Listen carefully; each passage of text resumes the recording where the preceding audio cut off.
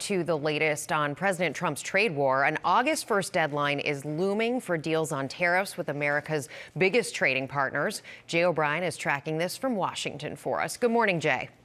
Yeah, Rebecca, good morning. President Trump now in crunch time, less than 2 days away from when his reciprocal tariffs on a laundry list of countries will snap into place. One of those countries being India, a key U.S. trading partner, particularly of pharmaceuticals. Trump now threatening them with an at least 25% tariff on all imported goods in a post this morning.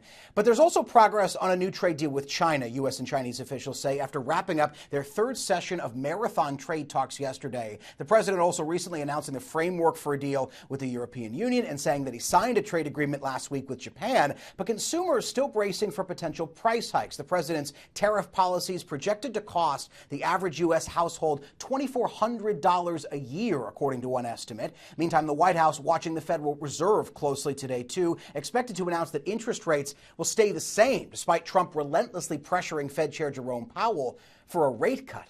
Guys. All right. Thank you so much for that, Jay. That August 1st deadline, 2 days away. Rebecca, the trade line, it's right here. So what are some of the key economic numbers that we're seeing coming out right now? So one of the biggest things, Jay mentioned this, is the Federal Reserve. What are they going to do on interest rates? Likely to stay put, in part because the economy remains very strong so far. And so far, we've heard these big expectations for what consumers will pay because of tariffs, but they haven't materialized at this point. So far, consumers haven't paid the price, but we have heard from a lot of companies that have paid the price of tariffs.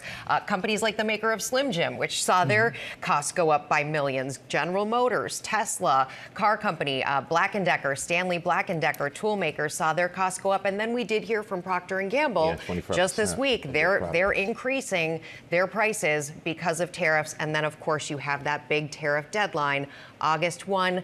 Will we see an extension? Will we see a deal? Extension much more likely at this point. I guess when the tariffs are applied, there is a little delay before we figure out who's going to fill it. Yep, exactly. And more than likely, it'll probably be the consumer. Exactly.